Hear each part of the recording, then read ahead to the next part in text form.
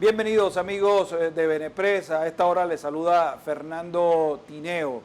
Hoy, vamos a realizar una entrevista que seguramente a usted le va a interesar mucho porque tiene que ver con el dinero de la República. El dinero de la República que fue a parar a los bolsillos de mucha gente, y hablo de mucha gente rojos y no tan rojos, y que en algún momento van a tener que sentarse frente a un juez a explicar de dónde sacaron la plata, por qué lo hicieron, y después van a tener que enfrentar lo que dictamine un juez, suponemos que en ese momento en el que se lleve a cabo alguna audiencia por algún hecho de corrupción en nuestro país, se traten de jueces probos, jueces honorables, que puedan llevar adelante un proceso penal correcto y transparente. Bueno, hoy tenemos con nosotros a los fiscales Marcos Palacios, fiscal 50 del Ministerio Público, y a Pedro Lupera, que es el fiscal 55. Como ustedes saben, o seguramente lo leyeron, tuvieron que irse del país por estar investigando y pisando callos de precisamente hechos o presuntos hechos de corrupción que se estaban llevando a cabo acá en Venezuela. Les doy la bienvenida a Benepress. Gracias por atendernos. Muchas gracias, Fernando. Agradecido. Gracias por la invitación. Saludos a ti y a toda Venezuela. Bueno, vamos a comenzar por Petróleos de Venezuela. Petróleos de Venezuela se convirtió en un saco sin fondo de la corrupción en nuestro país. Y hay un caso que el fiscal Marcos Palacio hizo seguimiento, y es esta empresa contratista Concord, que presta servicios a PDVSA y que de alguna manera se prestó para sacar fondos de nuestra empresa petrolera y que fueran a bolsillos de terceros, inclusive de personajes que hoy llevan adelante la administración del Ministerio Público. Cuéntenos, fiscal. Sí, buenas tardes, Fernando. Bueno, fíjate, la investigación en contra lo que tiene que ver con PDVSA, ¿sí? Esta se inicia en el año 2015. Recordemos que PDVSA es enorme, si se pudiese decir así, pero para el año 2017, punto de toda la investigación que se lleva a cabo, se empiezan a verificar una serie de contratos, específicamente en la faja petrolífera del Orinoco. Allí se llevaban a cabo contratos de prestación de servicios, de bienes y de realización de obras. Lo que nos llamaba muchísimo la atención, tanto a mi persona como al fiscal, al doctor Pedro Lupera, era la contratación de empresas que no tenían trayectoria, si se pudiese decir, en la prestación de obras y de servicios. Uno de los casos emblemáticos que llamó mucho la atención fue relacionado con el actor, debes de conocerlo, Manuel Sosa. ¿Sí, Fernando? Sí, señor. Bueno, Manuel Sosa creó una empresa para que prestara servicios en la faja petrolífera del Orinoco, específicamente Petropiar, ¿sí? Dentro de la investigación, recordemos que estas investigaciones tenían que hacerse de manera muy general para no llamar la atención de los gerentes ni de las instituciones internas de las gerencias internas de PDVSA, porque ellos son los que nos suministran la información y nosotros tenemos que ir seleccionando y verificando cada uno de los contratos. Claro. Bueno, lo que tiene que ver con Manuel Sosa, esta persona creó una empresa llamada Suministros Gramal, ¿ok? Se encargaba de prestarle servicios y facilitarle insumos a la empresa mixta Petropiar. Entre estos insumos, Fernando, tenemos la adquisición por parte de esta empresa mixta del Estado de empresas de fotocopiadoras, ¿sí? Sí. Estas fotocopiadoras trataron de hacer como una especie de concurso, un concurso abierto, pero todo fue de adjudicación directa, ¿sí? estas impresoras fueron tasadas, 2 impresoras, Fernando, de Las impresoras más marca caras del HP, mundo, ¿verdad? sí, por $312.888.88. 2 impresoras, Fernando. Cuando una impresora normal que tú la puedes adquirir en Comercio, cualquier ¿sí? local, te puede salir en menos de $1.000 o como mucho $2.000. Estas impresoras fueron suministradas a Petropiar y se concertaron no solo la contratista, que era Suministros Gramal, sino toda la gerencia que integra la empresa mixta Petropiar. Entiéndase Francisco Velázquez, los gerentes de Procura, los analistas. ¿Por qué? Porque ellos tenían que ir creando, tratando de hacer ver que cumplían con toda la normativa a Claro. nivel de contratación, ¿sí?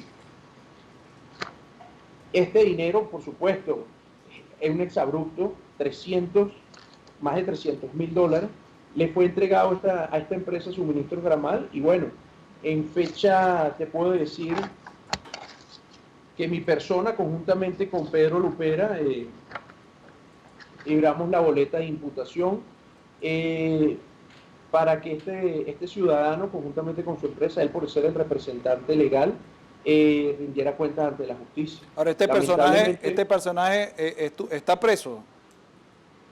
Bueno, fíjate que nosotros en su oportunidad ya lo teníamos procesado, le habíamos librado la boleta de imputación, pero fue el momento en que tuvimos que salir de Venezuela, Claro. ¿sí? Tengo entendido que sí, fue procesado, pero con una serie de beneficios y dándole casa por cárcel a una persona que, bueno, que de acuerdo a mi investigación, no solo ese contrato, Fernando, estamos hablando de que él del año 2016 a 2017 obtuvo un beneficio en contrataciones con el Estado de más de $27 millones. Wow. 27 Entonces, millones. Más de Ahora, 27 millones de dólares. como este contrato de Manuel Sosa, era la forma de operar, inflando Sí. los precios. ¿Qué otros casos llegaron a tener ustedes? Fíjate, bueno, con respecto a Concord, que hiciste mención, esta empresa fue fundada el 8 de junio del año 2000, ¿ok?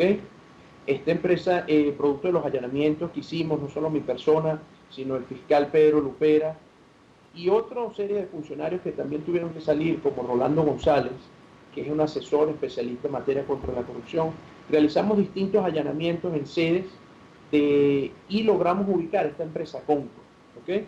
No sé si aquí si se puede observar. Ok, déjela allí. ¿Sí? Déjela allí y descríbanos. Ok. Este es uno de los contratos que suscribió la empresa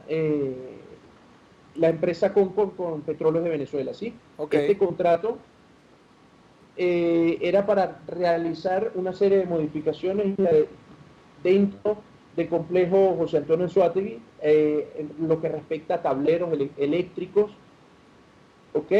Esta empresa, producto de esos allanamientos, se recibieron distintas llamadas telefónicas, bueno, haciéndonos saber de que esta era una empresa de Tarek William Saab, ¿ok? Ahora, ¿es la única manera o ustedes lograron comprobar por otra vía que se trataba de una empresa de Tarek William? No solo con las llamadas, porque fíjate, estas llamadas fueron directamente de... Doctor Marco. ¿Sí? Para aclararte un poco, Fernando, cuando se hace el allanamiento de la empresa Concord, eso fue en junio del año 2017, ese allanamiento fue practicado, realizado por el fiscal auxiliar 55 nacional que se encontraba en ese lugar en la empresa, Luis Sánchez, que hoy en día se encuentra detenido en el helicoide que se había realizado la primera audiencia preliminar, a 2 años de su detención. Pero te explico con detalles esa situación. Cuando se allana o se realiza el allanamiento de esa empresa, ese allanamiento fue realizado por la Fiscalía 55 Nacional, en compañía también con la Fiscalía 50 Nacional, dirigida por el doctor Marcos Palacio, y tuvo unas particularidades. Para realizar ese allanamiento se tuvo que hacer o manejarse con mucha astucia. En principio, la solicitud fue realizada vía telefónica, indicando solamente la dirección de la empresa, más no el nombre de la empresa. Y por esa información o poca información que se suministró, es que fue acordada y aprobado el allanamiento. Una vez realizado el allanamiento, que fue realizado por Luis Sánchez y también en compañía de Rolando González, que hoy en día se encuentra en el exilio, se fueron recabando información vía digital, toda vez que teníamos sospecha de que en efecto ellos se iban a percatar en su momento. Y a medida que se fueran hallando elementos probatorios relacionados con algún hecho irregular, Rolando González y Luis Sánchez fueron suministrando vía digital a mi correo y a mi teléfono, y así como al doctor Marcos Palacio, la información requerida.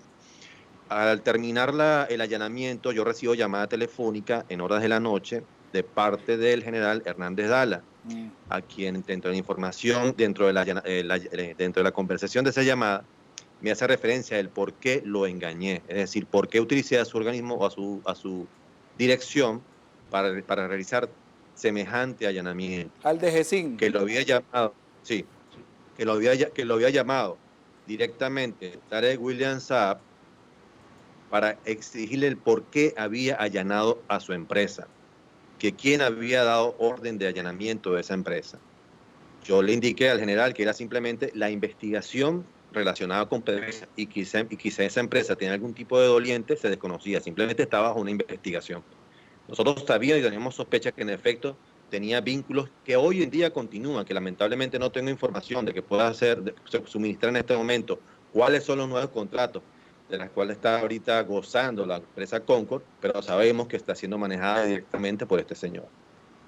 Ahora, le pregunto al fiscal Marcos Palacio, hasta el momento que ustedes lograron investigar a Concord, ¿a cuánto ascendía el monto de los contratos que tenía esta empresa con Petróleos de Venezuela? Pero es que, fíjate, Fernando, no solo hablemos, porque recuerda que Tarek William Saab también fue gobernador de Anzoátegui. Sí, claro. ¿Ok? Entonces, la contratación no solo fue con PDVSA, también fue con la gobernación. Entonces, eso crea suspicacia, ¿no? Porque se tiene que son más de 100 contratos que se tenía con la gobernación, esta empresa Concord, cuando Tarek William Saab era gobernador, y posteriormente, dentro de lo que pudimos recabar, se tenían más de 50 contratos que esta empresa había suscrito con, bien sean contratos en prestación de servicios, de entrega de insumos, eran más de 50 contratos. Más de 1 millón, corrígeme si, doctor Pedro, más de 1 millón de... Más de 1.000 millones. Más de 1.000 millones, correcto. Más de 1.000 millones. De dólares. De dólares. No estamos hablando de bolívares, porque aquí, bueno, en Petróleos de Venezuela ya lo que tiene que ver con prestación de servicios y compras de insumos, todo lo maneja con un componente no solo en bolívares, sino la mayoría es en dólares. ¿Y se le hizo seguimiento o experticias a cuentas financieras fuera de Venezuela donde estuviera este dinero? ¿Obtuvieron esa información? ¿O se estaba lavando el dinero acá en Venezuela, en inmobiliarios o en otra parte del mundo? Fíjate, la información, y tengo esta información me fue suministrada recientemente, es que posterior a la salida de nosotros, tanto del doctor Pedro como mi persona, el asesor que te comentamos, Rolando González, y lamentablemente la detención de Luis Sánchez, Concord siguió trabajando internamente en Petróleos de Venezuela con las distintas empresas mixtas, y que actualmente es un holding. Una serie de empresas han creado una serie de empresas para poder así camuflajear, pudiésemos decir, las distintas actuaciones. Okay. Y que ya no se investigue únicamente a Concord, sino bueno, ya Concord es una cosa, pero bueno, ahora tenemos otra serie de empresas que igualmente es accionista Concord. Doctor Marco.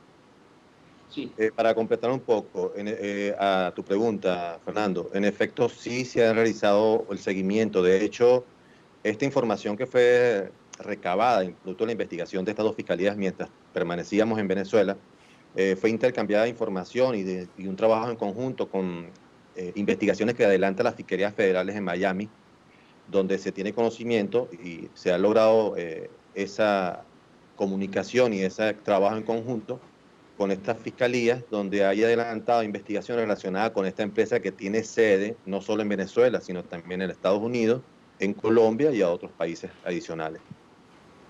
Es decir, Concord está establecido también en Estados Unidos.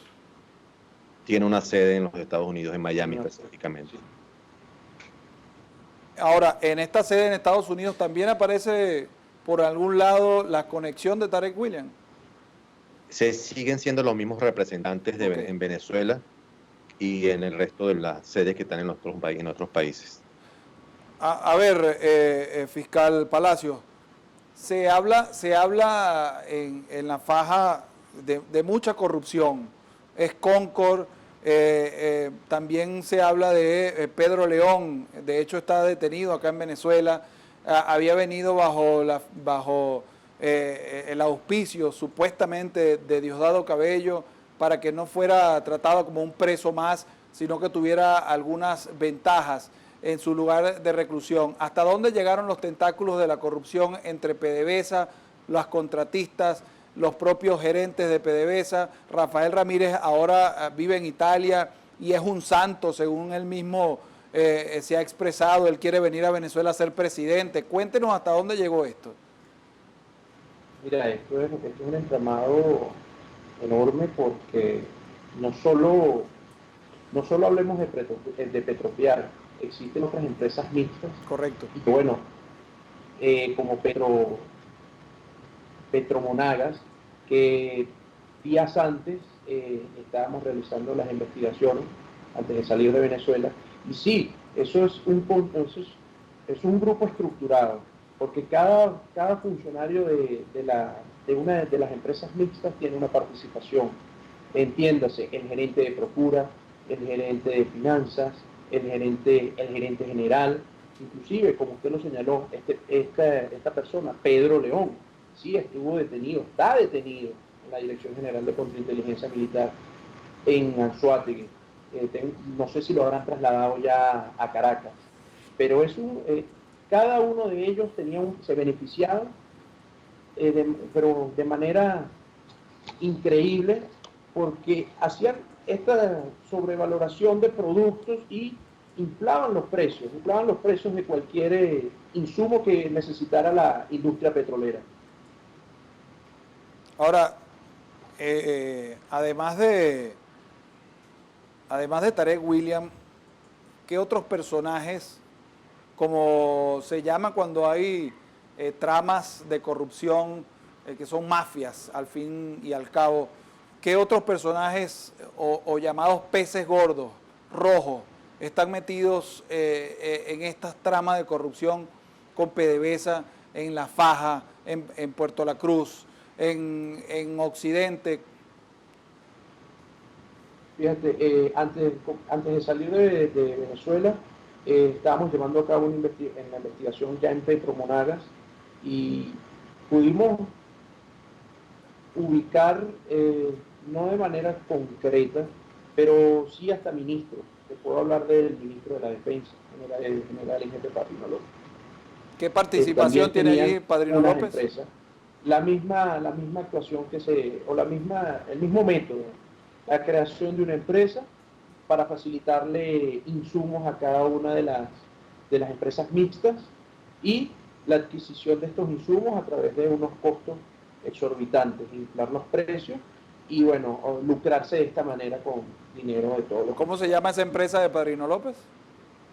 No llegamos al sitio, pero como te digo, al día siguiente tuvimos que salir de Venezuela. No pudimos recabar mayor información, Sin embargo, como dijo el doctor Pedro Lupera, tanto toda la información que pudimos lograr sacar de Venezuela se le ha ido suministrando a fiscalías en el extranjero, como él ha señalado, la Fiscalía Federal de Miami. A ver, pasemos a otro tema importante y que se prestó para muchísima corrupción a través de contratos, sumamente jugosos, pero que nada se concluyó, o muy pocas se concluyeron. Hablábamos 21 contratos con la empresa Odebrecht y al menos 16 no fueron ejecutados. Y hablábamos fuera de cámara, por ejemplo, el puente Nigales, que creo que es una cosa súper asombrosa. Solo se colocó una piedra donde dice puente Nigales y lo habrán escrito con cincel, ¿no?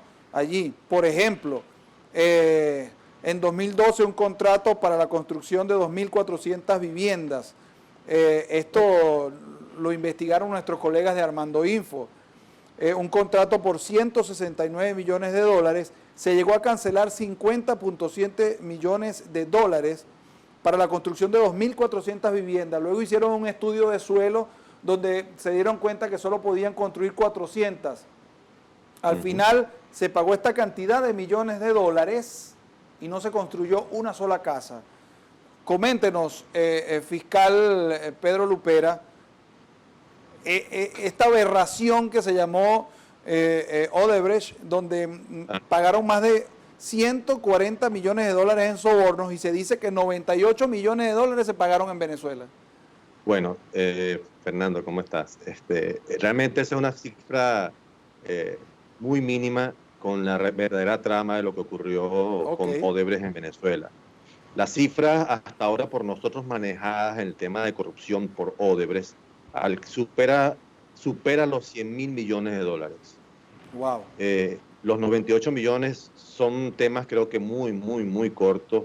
La persona que hizo la denuncia partió en principio de la información que fue suministrada por los Estados Unidos sobre el tema de la información suministrada a través de delaciones de personas que formaron parte de la empresa brasilera Odebrecht. Pero la investigación que nosotros realizamos, que comenzó en enero del año 2017 y que logramos obtener una serie de documentación, o digamos que mucha documentación, que fue realizada el día 14 de febrero del año 2017 en la empresa Odebrecht, ubicada en la Torre Humboldt, en el municipio Baruta, sí, señor, en Venezuela. En esa documentación logramos obtener contratos, adendums, informaciones, facturas, bases de datos relacionadas con pagos. Y ahí me detengo un poco, porque siempre se habló del tema de Odebrecht sobre el tema de pagos a través de la caja 2, o llamada caja paralela o caja negra. Pero la trama de Odebrecht fue disfrazada o manejada a través de operaciones legales, lícitas, que ellos llamaron operaciones lícitas. Lo fraudulento estaba en el tema de los contratos. Es decir, yo genero un contrato, por ejemplo, te voy a mencionar el tema del contrato de la obra del tercer puente sobre el río Orinoco, que nació en el año 2006, por un monto de 990 millones de dólares y que a la larga se convirtió en una obra que costó más de 3.000 millones de dólares y que no se terminó, no se concluyó. Y en esa obra, los diversos contratos, este primer contrato que te hago mención de los 990 millones, que fue bajo la modalidad de pagos en bolívares, que a la larga, por supuesto, se convertiría en pagos en dólares.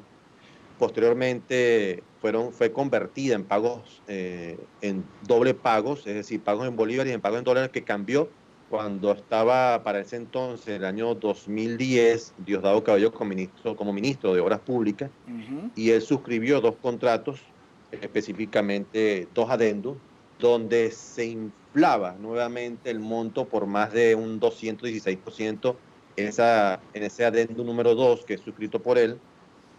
Aquí te voy a mostrar más o menos la fecha, apenas el año 2009, el segundo adendum, no sé si logras verlo. Sí, sí se ve. Ok. Y un tercer adendum, también suscrito por él, por más de 1.000 millones de dólares adicionales, donde él también suscribe en el año 2010, es decir, un año después, otro adendum adicional, donde se va incrementando el costo de la obra, es decir, se incrementó particularmente en esa obra, cerca del 4 veces su valor. Y no llegó ni al 50%, yo diría que ni el 40% de, de la obra construida. Eso es un ejemplo, al igual que el proyecto Tocoma, que se incorporó cerca de 20 adendus y se incrementó el monto de la obra hasta en un 20 o 10 o 20%, o 20 veces más el monto original. Ese era el mecanismo utilizado, es decir, yo te coloco una obra o suscribo una primera obra con un contrato principal que no genere sospecha, es decir, un contrato por 990 millones de dólares, un ejemplo sobre el tema de hacer puente del río Orinoco, Ajá. y se entiende que en efecto puede ser el valor, pero tomando en cuenta algunas consideraciones, ¿no? La obra debe ser construida en 48 meses, por ejemplo, 2006 a 48 meses, cerca de 4 años. Sin embargo, vemos que han pasado o transcurrido 13 años y la obra nunca se terminó y se pagó, ojo, se pagó los 3.000 o más de 3.000 millones de dólares, y de esto pruebas de que el pago realizado hasta el año 2012 de todas las deudas contraídas por el Estado venezolano a Odebrecht fue cancelado a través de un punto de cuenta suscrito por el entonces presidente Chávez, Hugo Rafael Chávez, Ahora, donde a través de fondos Braskem fue cancelado o realizado los pagos de esas deudas. Es decir, que para el año 2012 no existía deudas de Venezuela a Odebrecht. Y tomando en cuenta lo siguiente, que para el año 2012 el 80 o más del 80% de las obras estaban inconclusas o en nada realizadas.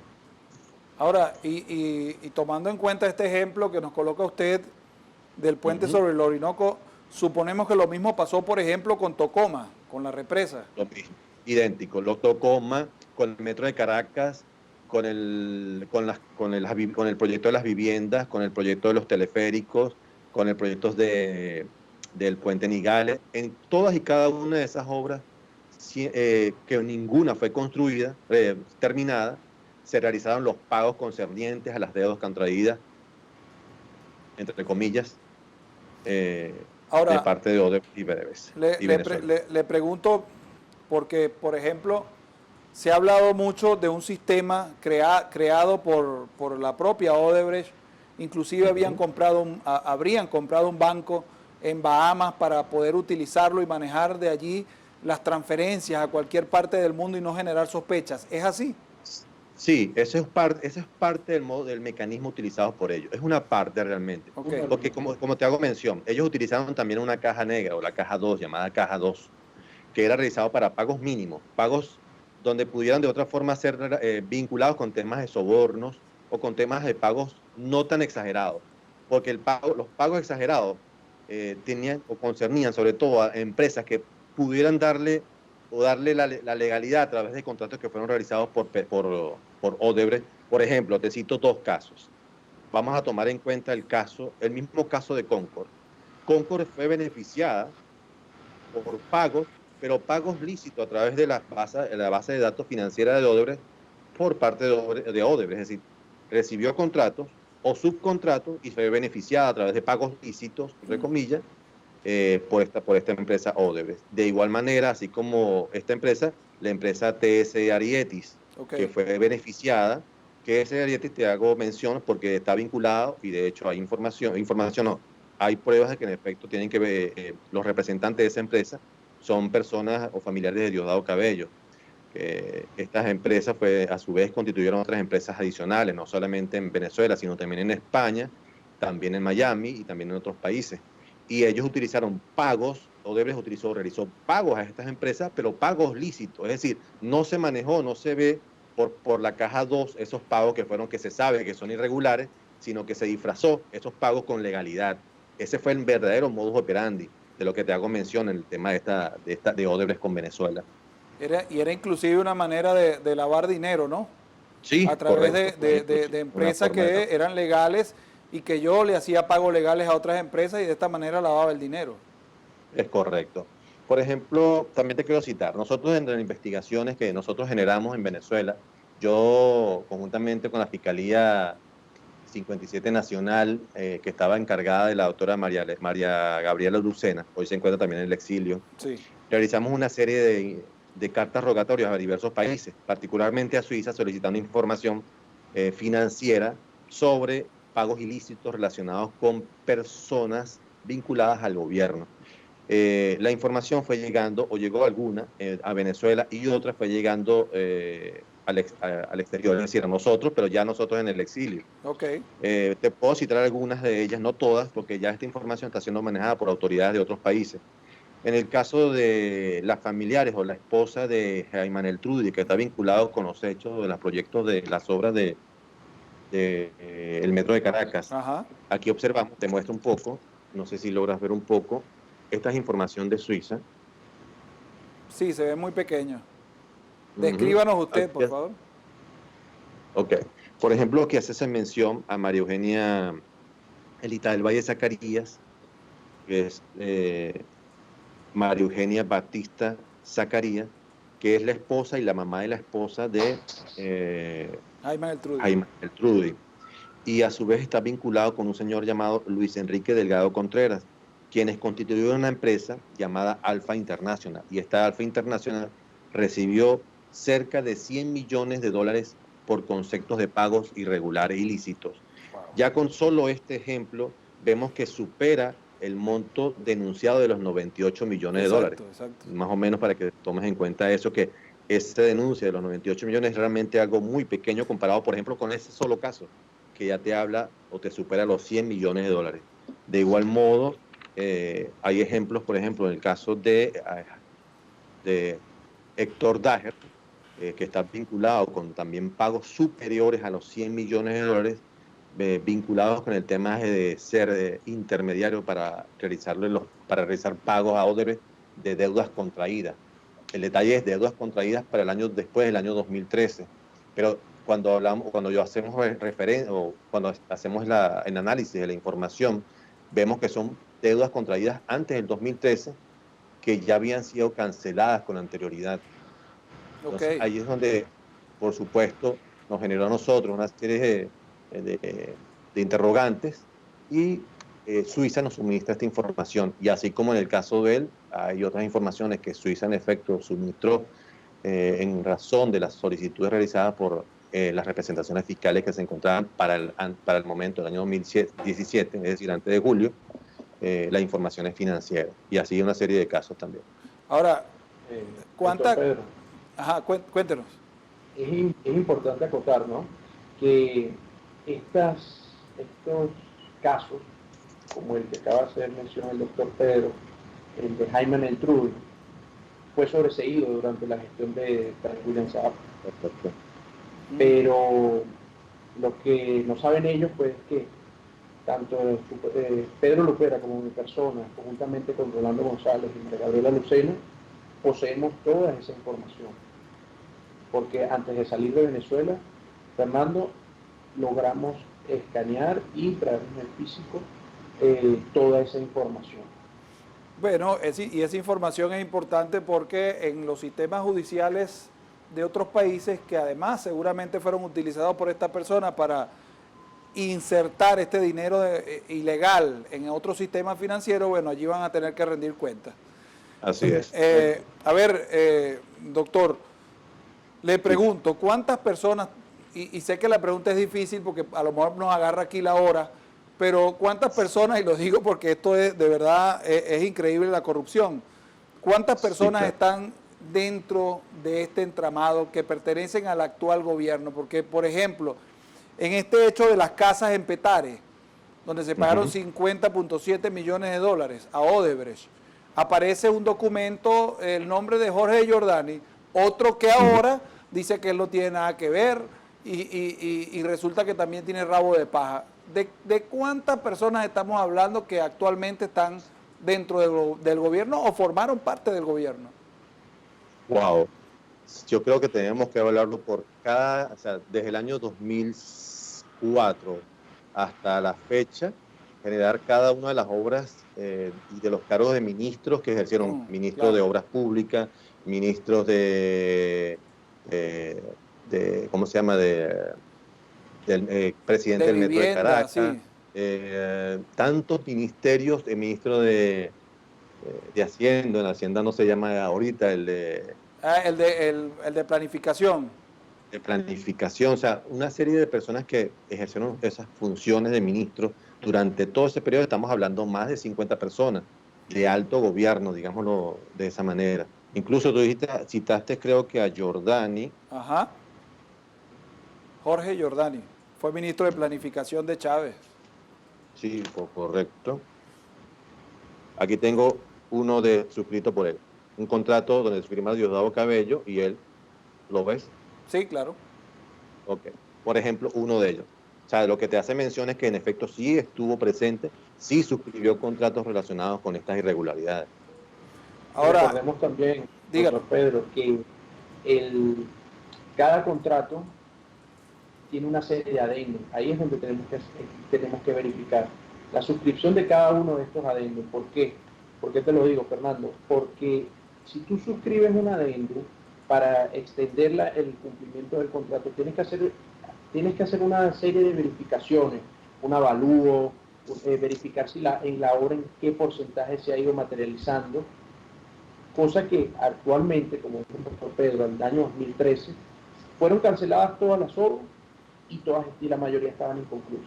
Entonces, ¿cómo suscribe un ministro? ¿Cómo suscribe un adendum? Y siguen las suscripciones de los distintos adendos. Si para el momento de esa suscripción la obra debería tener un avance de 50%, por un ejemplo, y lo que tiene es un avance real de 2-3%. Ahí hay un hecho irregular. A ver, doctor Lupera, le pregunto por último. Sí, por favor, ya tengo una... Sí, Ajá. ¿personas de la oposición están vinculadas a estos hechos de corrupción con Odebrecht? Mira, Fernando, Eusenando Acevedo, quien fue presidente de Odebrecht en Venezuela, realizó una delación o llamada declaración en Brasil, Sí. declaración beneficiada, donde hizo una serie de menciones de no solamente personas vinculadas con el régimen, sino también con la oposición.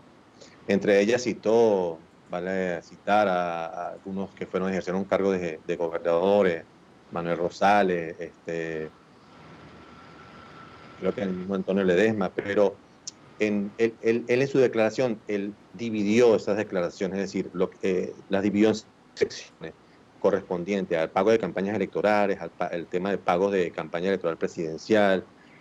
Cuando correspondió al tema de las campañas del 2003 al 2012, él citó esta serie de personas. Sin embargo, al citarlas, no suministró una información o una prueba directa donde relacionaba o vinculaba a estas personas. Particularmente refiriéndome a este tema de campañas electorales. Cuando citó, por ejemplo, en el caso de Enrique Capriles Radonsky, él citó una serie de documentación, citó que se reunió presuntamente con Enrique Capriles y generó alguna información que con posterioridad se recabó a través de información suministrada por Suiza, donde se hace señalamiento de personas presuntamente vinculadas con el señor Enrique Capriles Radonsky. Esa información hasta ahora está siendo procesada igualmente porque, como te dice mención, todo el caso Odebrecht está siendo manejado por autoridades extranjeras, no por Venezuela, porque en efecto, por razones obvias. Claro.